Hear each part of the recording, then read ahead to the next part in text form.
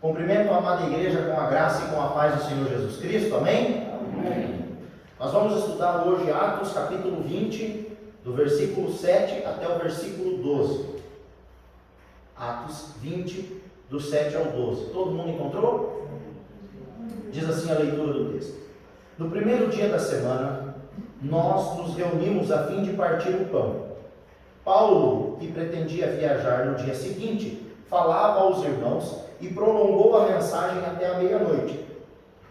Havia muitas lâmpadas no cenáculo onde estavam reunidos. Um jovem chamado Eutico, que estava sentado numa janela, adormeceu profundamente durante a prolongada mensagem de Paulo. Vencido pelo sono, caiu do terceiro andar abaixo. Quando levantaram, estava morto. Mas Paulo desceu, inclinou-se sobre ele e, abraçando-o, disse: não fiquem alvoroçados, pois ele está vivo. Subindo de novo, Paulo partiu o pão e comeu. E lhes falou ainda muito tempo, até o amanhecer. E assim partiu. Então conduziram vivo o rapaz e sentiram-se grandemente confortados. Amém? Oremos. Pai bendito, Deus de amor, graça e misericórdia, nós estamos diante da Tua palavra, em culto público. Nós louvamos o Senhor por esse privilégio que temos. Por isso pedimos, Espírito Santo, fala aos nossos corações através da Tua palavra. Traz cativo o nosso entendimento, para que nós venhamos compreender o que o Senhor quer de nós, Pai. Assim oramos no nome do Pai, do Filho e do Espírito Santo de Deus. Amém. Meus queridos irmãos, hoje eu quero falar com vocês sobre o perigo de se estar na janela. O perigo de se estar na janela. Quando nós olhamos para esse texto, nós vemos que o apóstolo Paulo chegou a uma cidade chamada Troade. Ele já tinha passado por ali. Quando você lê, por exemplo, 2 Coríntios, capítulo 2, versículos 12 e 13, nós vemos que ali o Senhor abriu uma porta naquela cidade. Mas Paulo não ficou muito tempo ali naquela cidade, porque o seu companheiro de viagem não estava ali. E mesmo plantando uma igreja em Troade, ele decidiu seguir viagem. Agora Paulo está retornando a Troade. E ele então retorna e fica uma semana com esses irmãos. Exatamente 7 dias. Está aí no versículo 6, que nós não lemos, nós lemos a partir do 7. Mas no versículo 6 diz que Paulo ficou ali reunido em Troade com aqueles irmãos 7 dias. Na noite anterior da sua partida, que seria na segunda-feira, ou seja, no domingo à noite, Paulo decidiu fazer o quê? Um culto. E crente, irmãos, crente gosta de fazer culto. Crente gosta de estar no culto. Crente gosta de estar envolvido com a igreja. Tudo para crente é motivo de fazer um culto e comida, né? Porque se tem outra coisa que crente gosta de fazer é comer. Então eles decidiram fazer um culto e também celebrar a ceia do Senhor. Paulo iria viajar na manhã da segunda-feira, mas antes da sua viagem decidiu fazer um culto com os irmãos. O culto estava tão bom que Paulo pregou até meia-noite e ninguém foi embora, irmãos. Você veja que devia dar uma bênção, né? Porque o nosso horário de terminar é geralmente 21 horas. Se passar um pouquinho tem uma relevância, vai dar 21h10 e o povo já começa a olhar para o relógio ou para o celular. Estavam todos envolvidos com a mensagem que não perceberam no tempo passado. Quem já teve essa experiência?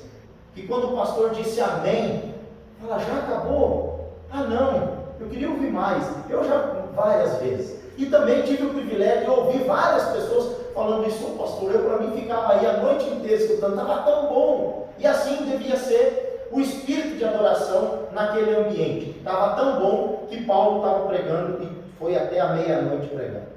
Estavam todos reunidos no terceiro andar do cenáculo.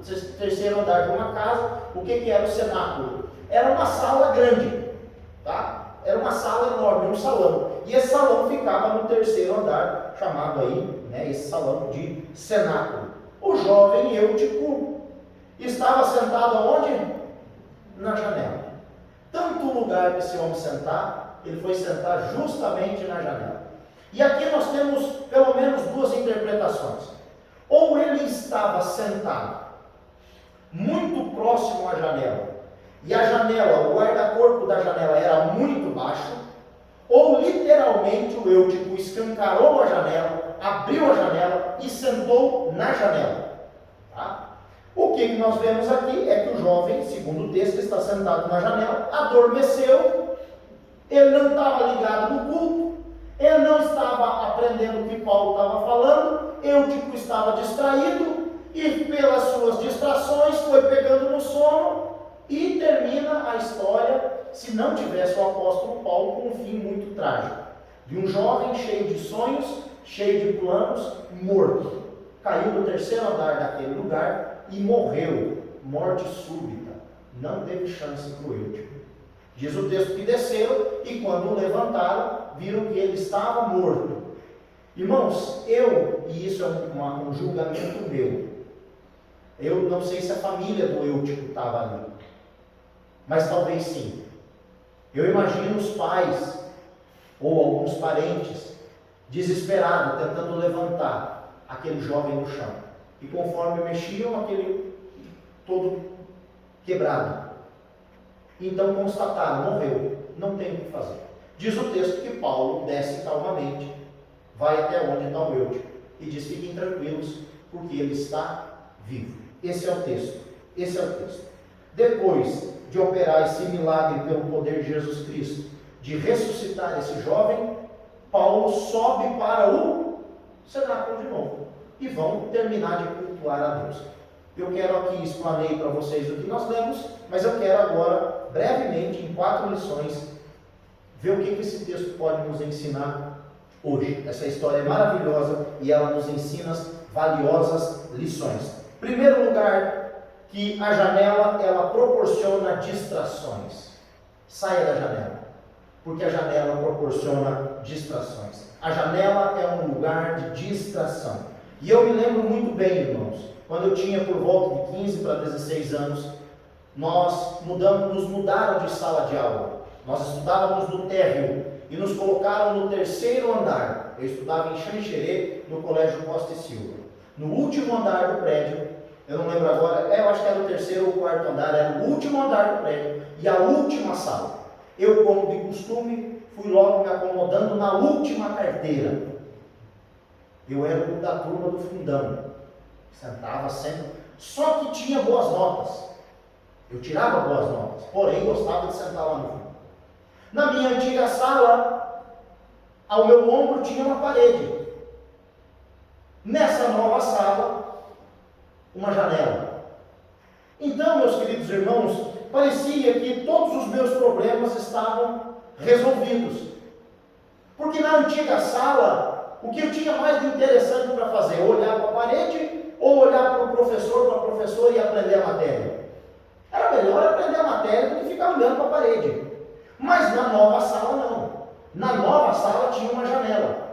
E essa janela ficava bem na minha altura. Graças a Deus tinha grade, irmãos. Dava para abrir só o vidro da janela. Não dava para pular. Como de costume, já sentei lá. E aí, meus queridos irmãos, daquela janela, eu tinha uma vista muito bonita da cidade. Quando eu não queria prestar atenção na aula, o que eu fazia? Olhava pela janela. Quando não estava interessante para mim, eu abria a janela e viajava naquela paisagem. Eu estava dentro da sala de aula, eu tinha respondido a chamada, eu estava ali, mas a minha mente e os meus olhos não estavam ali. Porque era muito mais interessante o que estava acontecendo do lado de fora da sala de aula. Imagine só, meus queridos irmãos, se um jovem ia preferir ficar ouvindo aquelas longas, e parece 45 minutos, ou pelo menos na minha época era 45 minutos uma aula, mas parecia uma eternidade. Aquelas longas e massivas aulas de história, com todas aquelas datas e períodos. Ah, meu irmão, eu olhava pela janela. Entrava o professor de história pela porta, eu virava a cabeça, olhava pela janela. E o que falar das aulas de química? O professor tinha todo aquele empenho de desenhar a tabela periódica, e o Diego estava fazendo o quê? Viajando com o pensamento dele pela janela.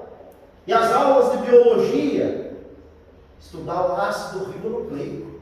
Irmãos, Era muito mais interessante ver quem passava na rua, prestar atenção nas coisas que estavam acontecendo na janela. E o que falar de matemática? Com cateto, hipotenusa, letras e números, que confusão! Era muito melhor fazer o quê? Olhando pela janela. Olhar pela janela. Física, então, irmãos, e as leis de Newton. O professor de física olhava pela janela, não tinha condição. E o que falar das aulas de português, irmãos? Com as formas nominais do verbo, patrício, gerúndio, infinitivo. Não prestava atenção em nada disso. Mas tem um monte de coisa disso aqui hoje no meu sermão. Julgava eu que aquilo não era interessante, que eu não ia usar na minha vida. Ingênuo. Como fez falta e como eu tive que correr atrás dessas informações. Então, para todos estes supostos problemas, entre aspas, esses problemas eram facilmente resolvidos. Por quê? Porque eu tinha uma janela à minha disposição. A aula está chata, vou olhar pela janela, eu vou cuidar do que está acontecendo lá fora. Mas a conta veio, e o fim do ano chegou, e eu só não peguei recuperação em educação física e artes, só. Em todas as outras matérias eu peguei recuperação, e chegou a ponto de eu pensar, eu vou reprovar. E aí a promessa em casa era uma promessa boa, se reprovar esse ano, irmãos. Então aquele ano que eu perdi na janela, eu tive que correr atrás em 30 dias. E aprender tudo aquilo que eu deixei de aprender, que os professores ensinaram com muita calma, com muito empenho, que eu não dei valor, eu tive que começar a correr atrás. Porque ia chegar o dia da prova de recuperação. Glória a Deus, irmãos. Eu consegui passar. Mas eu pensei que não ia. Só para os irmãos terem uma ideia, a menor nota que eu precisava tirar na prova de recuperação era 8. Essa era a matéria que eu estava melhor. E a promessa em casa era forte a promessa. Se você reprovar de ano, seu couro vai arder um pouco. Então, passei. Ficar na janela, meus queridos irmãos, é ter a atenção e o coração distraídos. Ficar na janela é ter a atenção e o coração dividido. Eu não abrir mão de estar no culto com os irmãos. Eu não abrir mão de estar na igreja com os irmãos. Mas mesmo estando na igreja e no culto, eu preferiu ficar com a mente no mundo, no que estava acontecendo lá fora. Muitas vezes a janela pode parecer inofensiva, apenas um lugar mais arejado, com vista melhor, porém a janela não é um lugar seguro, não é um lugar para se estar sentado, não é para você estar aí. E assim muitas pessoas estão na igreja, sentados na igreja, mas com a cabeça lá fora, no que está acontecendo lá fora. E Eutico foi seduzido por essa distração. Em segundo lugar, a janela é um lugar de divisão. A janela é um lugar de divisão. Quem está na janela está com o corpo no cenáculo, mas com a mente lá fora no mundo. Quem está sentado na janela, como Eutico estava, ele está com o corpo no culto. Está com o corpo ali junto com os irmãos, mas com os seus olhos lá fora. Se Paulo parasse a pregação e pedisse alguma coisa para Eutico, Eutico sabia muito mais do que estava acontecendo do lado de fora do cenáculo, do que estava acontecendo onde ele estava. E assim, meus queridos irmãos, infelizmente, muitos jovens, e não só jovens, adultos têm vivido as suas vidas, sentados na janela da igreja. Eles vêm na igreja, eles estão presentes na igreja, mas eles não fazem parte do corpo, porque eles não estão envolvidos com aquilo. Não é interessante o que está acontecendo. Só que o engraçado, que o único que ficou com sono nesse culto foi Eutico. O único que ficou insatisfeito com o que Paulo estava falando era justamente aquele que estava sentado na janela, sendo seduzido pelas distrações do mundo. Ele estava ouvindo Paulo falar, mas não deixava de acompanhar o que se passava lá fora na rua. E quantas pessoas estão assim, irmãos? E a palavra de Deus, o pastor prega e prega e prega e prega e prega, e a palavra entra por um ouvido e sai pelo outro, e não surte efeito. Muitas pessoas, irmãos, vêm para o culto, mas não conseguem cultuar a Deus. Estão com a mente na janela. Vêm para a igreja e na hora da palavra, na hora do louvor, parece que é muito mais interessante ficar no celular. Parece que é muito melhor ficar cuidando das redes sociais. Ô meu irmão, você está longe de ser famoso. Deixa eu falar uma coisa para você. Você é importante para a sua família. Você é importante para a sua família. Se você, a maioria de nós aqui, se dependêssemos dos nossos seguidores para alguma coisa, nós morreríamos à míngua. À míngua. Você não é famoso. Você não depende dessas redes sociais para viver. Você depende de Jesus Cristo para viver. Você depende de Deus.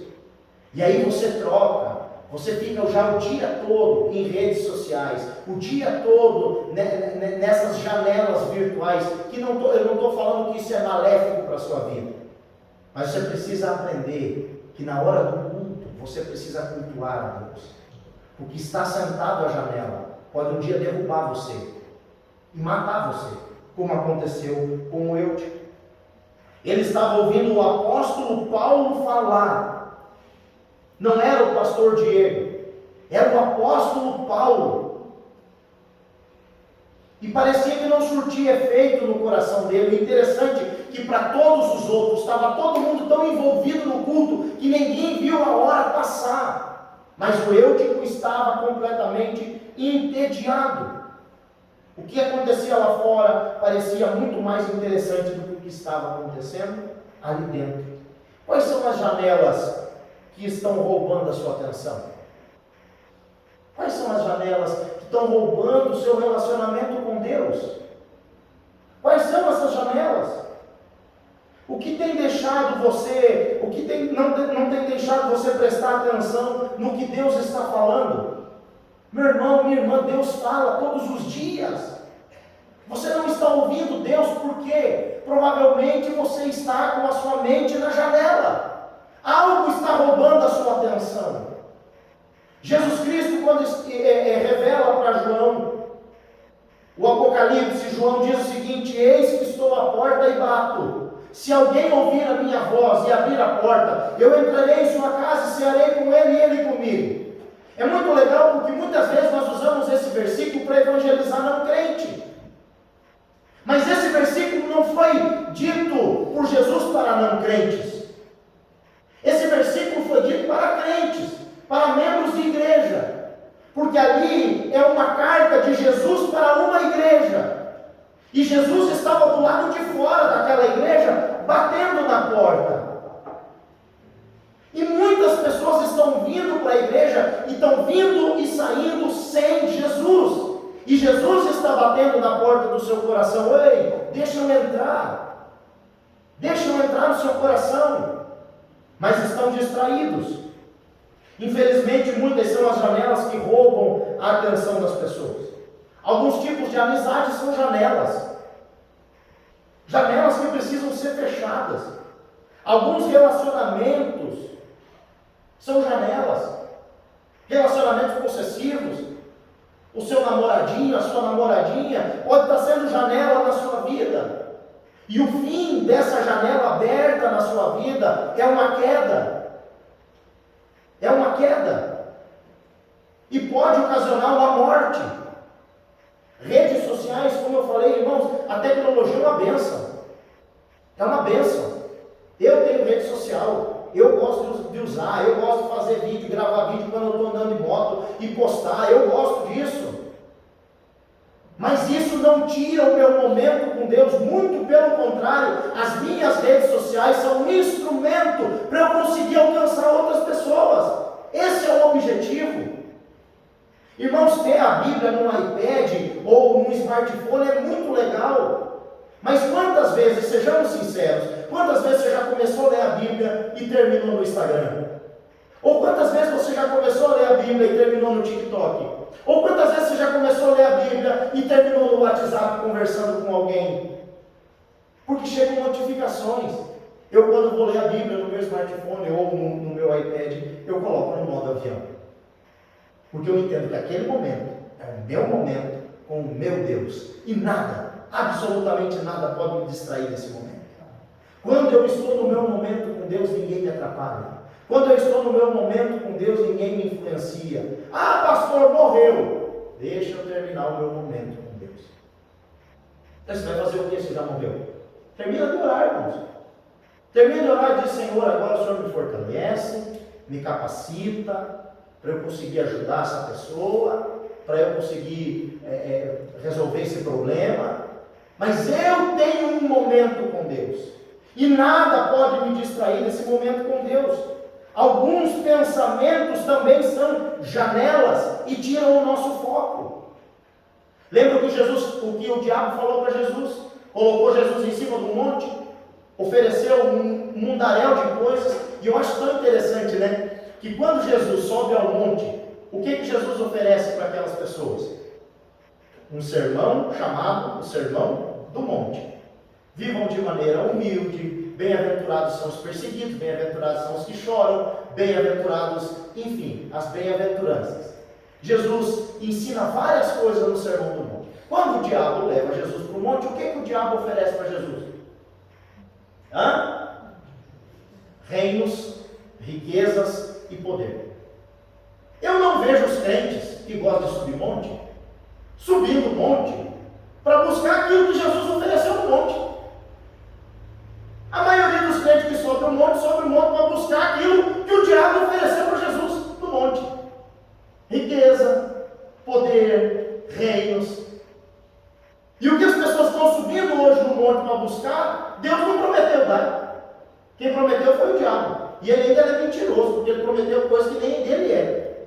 Diz a Bíblia, Salmos 24, versículo 1: minha é a terra, toda a sua plenitude, e tudo que nela habita. Tudo é do Senhor. O diabo não pode oferecer nada. Mas o que o diabo ofereceu para Jesus? Olha, eu te dou tudo isso aqui, se prostrado me adorares.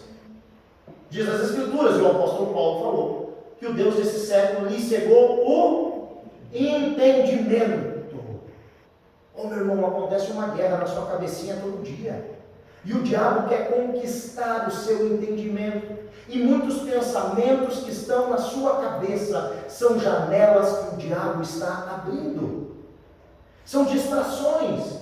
Então ocupe o seu pensamento com aquilo que é bom, conforme diz as Escrituras. Quanto ao mais, irmãos, tudo que é verdadeiro, tudo que é honesto, tudo que é justo, tudo que é puro, tudo que é amável, tudo que é de boa fama, se há alguma virtude e se há algum valor, nisso pensai. Pensem em coisas boas. Eu não estou falando aqui, meus queridos irmãos, que você não deve ter amigos. No caso dos jovens, que vocês não devam namorar ou permanecer solteiros para sempre, ou que vocês devem excluir todas as suas redes sociais. Tudo isso faz parte da vida, desde que não comprometa o seu relacionamento com Jesus. Comprometer o seu relacionamento com Jesus, fecha essa janela. Ah, pastor, mas eu gosto dele. Ah, pastor, mas eu gosto dela. Se essa pessoa está te afastando de Jesus, essa pessoa é uma pessoa enviada de Satanás. Sai fora. Rompe essa amizade. Termina esse namoro. Esses pensamentos que vêm, pensamentos de derrota, você é mais forte do que isso. Você tem que orar e dizer: o Senhor Jesus Cristo morreu por mim e me comprou por completo, corpo, alma e espírito. A minha mente é lavada pelo sangue de Jesus, o meu coração é lavado pelo sangue de Jesus, a minha carne, a minha vida é lavada pelo sangue de Jesus. Sujeitai-vos, pois, a Deus, resisti ao diabo e ele fugirá de vós. Feche essas janelas que estão te afastando de Jesus, porque qualquer coisa que afaste você de Jesus, sem sombra de dúvida, é pecado, e o final certo do pecado é a morte. O salário do pecado é a morte. Que janela está dividindo a sua atenção e deixando o seu coração confuso? Qual janela? que você precisa fechar. Lembre-se, Eutico estava com o corpo no culto, mas com a mente e o coração lá fora. Ele sabia muito mais sobre o ambiente externo, ao qual ele não estava, mas via, do que o ambiente que ele estava, porém não prestava atenção. Por isso, meus queridos irmãos, nós ouvimos frases do tipo: hoje Deus não falou comigo no culto. Ou a palavra foi chata, o pastor falou demais, demorou muito para acabar. Sabe por que você às vezes fala isso, ou você já ouviu isso? É porque você estava sentado na janela o culto todo. Talvez o irmãozinho que estava sentado do seu lado saiu dizendo: meu Deus, que palavra! Deus me deu a direção que eu precisava para a minha vida.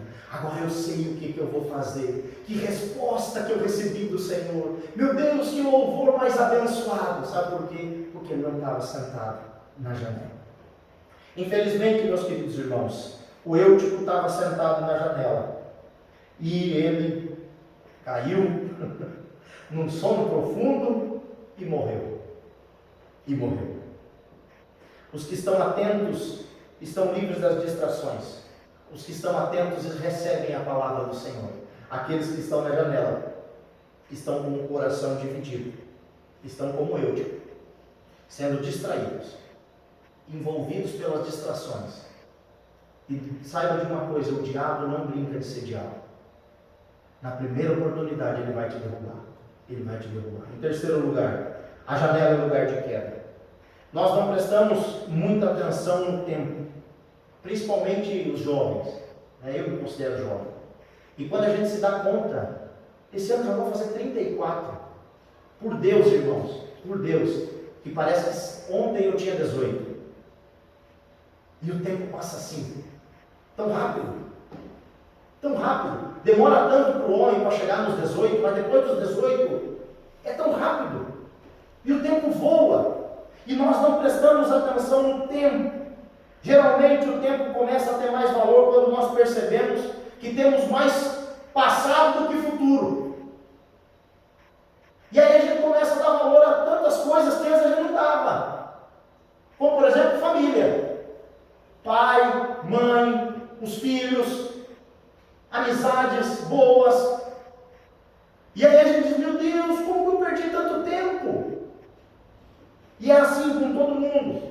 As distrações nos deixam sonolentos, desatentos, nos tiram do estado constante de alerta. O mundo vai dizer para você: faça o que você quiser, você tem muita vida pela frente, aproveite. E esse discurso do mundo nos empodera. Esse discurso do mundo parece que é libertador. Eu li uma frase que diz assim: se te faz feliz não é errado.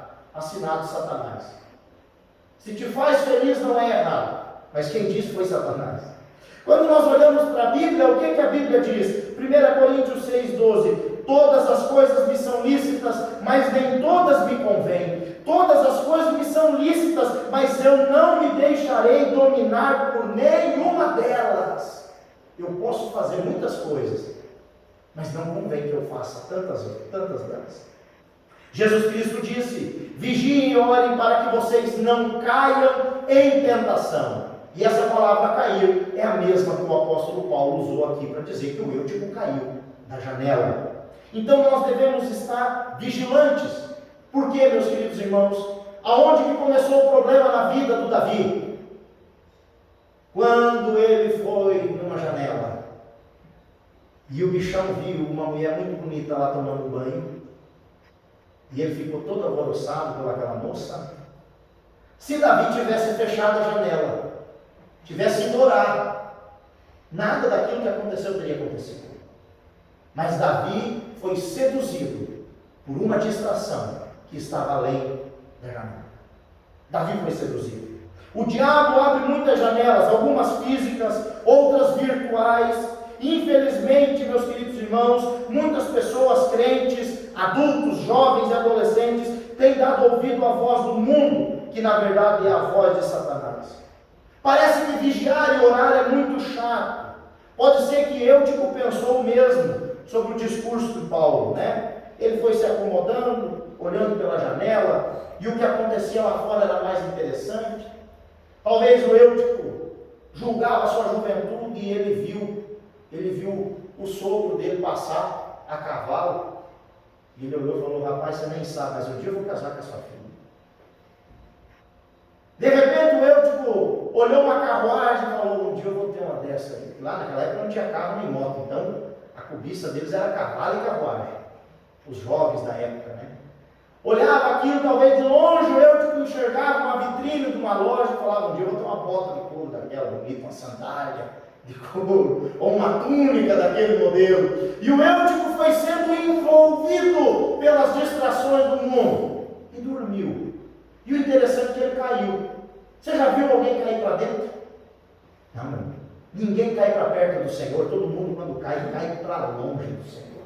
E assim foi com o Eutico. Ele dormiu e morreu. Caiu e morreu. Você precisa fazer uma escolha. Não dá para viver com um pé na igreja e o outro pé no mundo. Não tem como. Você está na igreja e a sua mente está lá fora. Como eu disse, existem coisas da vida, irmãos. Coisas da vida. Você vai namorar, você vai casar, você vai comprar um carro, você vai fazer faculdade. A ordem do fator não interessa aqui. Você pode começar estudando e final casando. Pode começar casando e por último estudando. Você vai ter filhos, você vai viajar, você pode ter suas redes sociais, você pode sonhar. Isso é bom, desde que tudo isso seja feito para a glória de Deus. Para a glória de Deus. E Deus dá esses privilégios para nós, irmãos.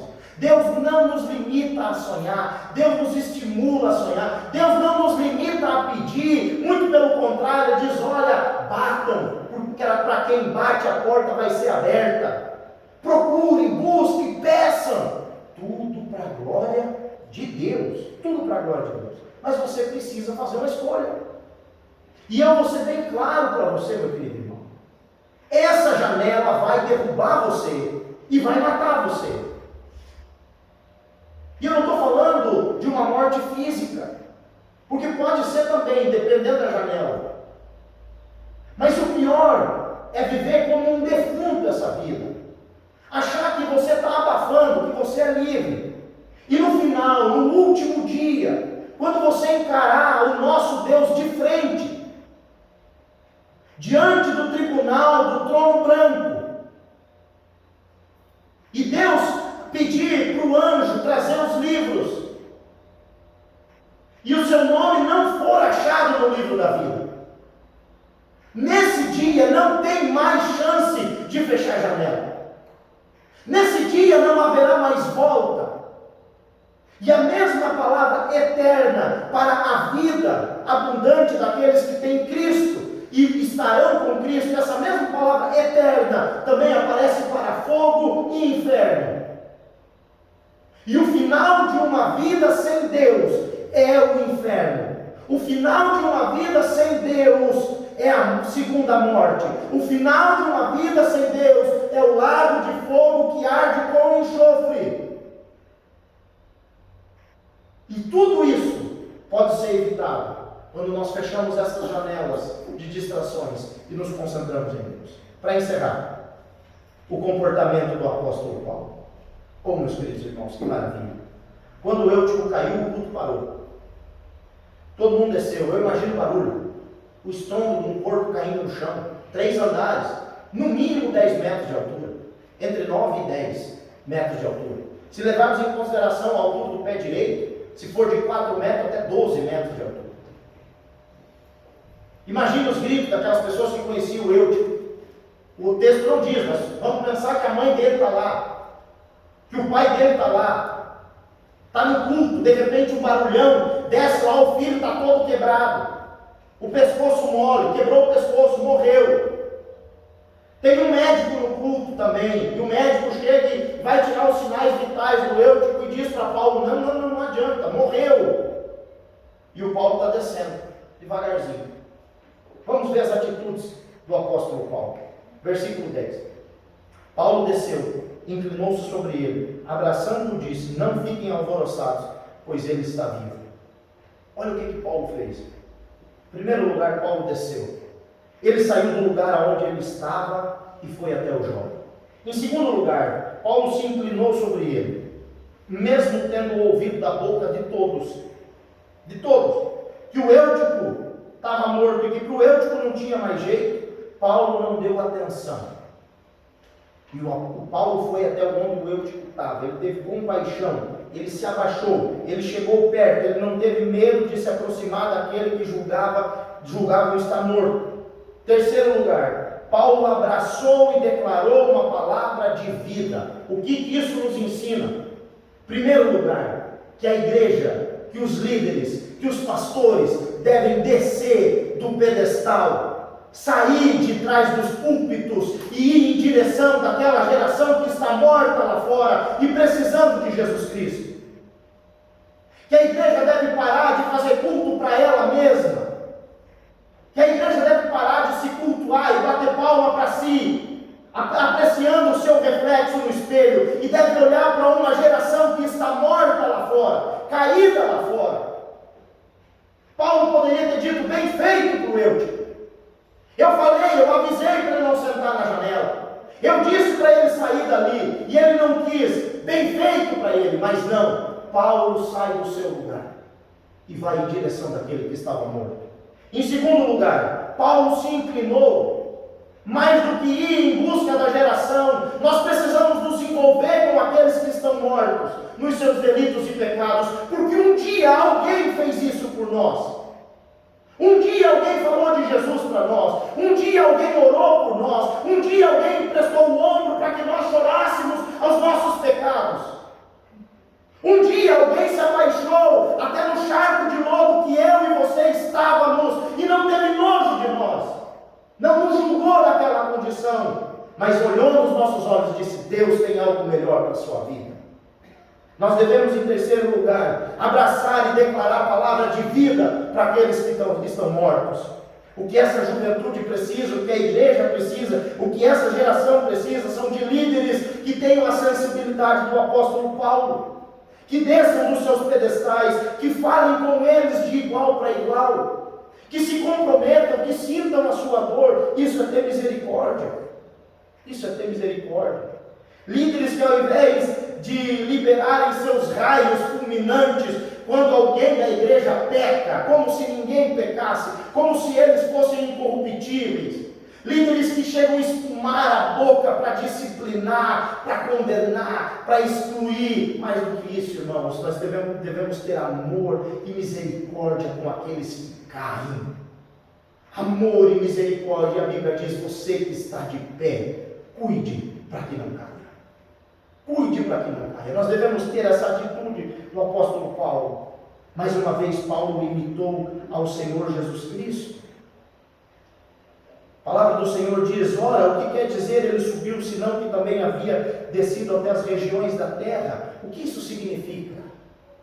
Jesus Cristo, irmãos, é o Deus soberano, é o Filho unigênito de Deus. A Bíblia diz que nada do que existe foi feito sem Ele. Ele é o autor e o consumador da nossa fé, Ele é a promessa de Deus, Ele é aquele que esmagou a cabeça da serpente. O Deus que segura todo o universo com as suas mãos, se sujeitou a flutuar no ventre de uma jovem virgem chamada Maria. Os pés que passam nos céus, e diz que a terra é estrada para os seus pés pisaram nesse chão sujo. Ele desceu até as partes mais inferiores, mais baixas da criação, se fez homem como eu e você, para nos salvar. A igreja precisa não subir de inflada. A igreja precisa descer, irmãos, descer até onde essa geração está. Uma geração que precisa de nós. A palavra do Senhor diz que nós andávamos mortos nos nossos delitos e pecados, e Jesus Cristo nos deu vida. Nos deu vida. Oh, meus queridos irmãos, o apóstolo Paulo desceu, sabe por quê? Porque ele reconheceu que um dia também ele estava morto. Não literalmente, mas espiritualmente. Mas o Senhor Jesus Cristo foi ao encontro dele. Após o milagre, o apóstolo Paulo não encerrou o culto. O apóstolo Paulo disse: olha, vamos subir. E o que o apóstolo Paulo fez? Versículo 11 e 12. Subindo de novo, Paulo partiu o pão e comeu. e lhes falou ainda muito tempo até o amanhecer, e assim partiu. Então conduziram vivo o rapaz e sentiram-se grandemente confortados. Após o milagre, sabe o que Paulo fez? E essa atitude de Paulo, para mim, é a melhor. O que é a ceia do Senhor? É relembrar o que Jesus Cristo fez por nós. Que Ele entregou o seu corpo para ser moído, que Ele se esvaiu do seu sangue e nos comprou a preço do seu sangue. Que Ele ressuscitou ao terceiro dia. Celebrar a ceia do Senhor é um momento de comunhão da igreja, onde todos os membros participam do corpo de Jesus, ao qual Jesus Cristo é o cabeça da igreja. O apóstolo Paulo foi até o encontro daquele jovem morto, não levando em consideração que ele ficou o culto todo na janela. O apóstolo Paulo não julgou a atitude daquele jovem, deu vida àquele jovem. E aí ele bateu nas costas dele e disse: agora vem, que eu vou reintroduzir você no seu devido lugar, que é a igreja do Senhor. Irmãos, nós precisamos aprender com o apóstolo Paulo. Aí atrás daquelas pessoas que estão perdidas lá fora, dizer: meu irmão, eu sei que você pecou, que você está envergonhado, mas o seu lugar não é aí. O seu lugar não é o chiqueiro, o seu lugar é a casa do Pai. Venha, vamos celebrar a ceia do Senhor Jesus. Você é membro deste corpo. Com certeza o Eutico não sentou mais na janela, irmãos. Com certeza depois dessa, o Eutico sentava no primeiro banco. E hoje o Senhor Jesus trouxe você aqui, para você ouvir essa palavra. Você é muito importante para Ele. Ele morreu por você. Ele entregou a sua vida por você. Mas existem janelas na sua vida que estão tirando a sua atenção de Cristo. Feche essas janelas. Feche hoje. Não deixe para amanhã. Amém? Vamos orar. Senhor, nós te agradecemos pela tua palavra. Te agradecemos porque o Senhor é bom, porque o Senhor é perfeito, ó Pai. Que essa palavra não caia no vazio, mas que ela encontre no nosso coração um terreno fértil. Assim oramos no nome do Pai, e do Filho e do Espírito Santo de Deus. Amém.